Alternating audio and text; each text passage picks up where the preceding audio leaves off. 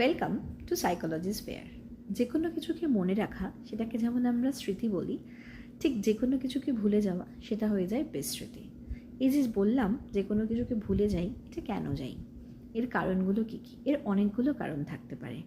তার মধ্যে একটা কারণ হতে পারে যে পরিবর্তিত পরিবেশ, অর্থাৎ এটা বাচ্চাদের মধ্যে বেশি করে হয় যে বাচ্চাটা বাড়িতে হয়তো সমস্ত কিছু বলতে পারছে, মুখস্থ তার যা যা পড়া রয়েছে, কিন্তু স্কুলে যখন তাকে নিয়ে যাওয়া হচ্ছে সে কিন্তু সেই এনভায়রনমেন্ট পরিবর্তন হচ্ছে বলে বা এনভায়রনমেন্টের একটা চেঞ্জ হচ্ছে বলে সে কিন্তু স্কুলে গিয়ে সেই বাড়ির পড়াগুলোই যখন তার টিচাররা ধরছে সে কিন্তু বলতে পারছে না।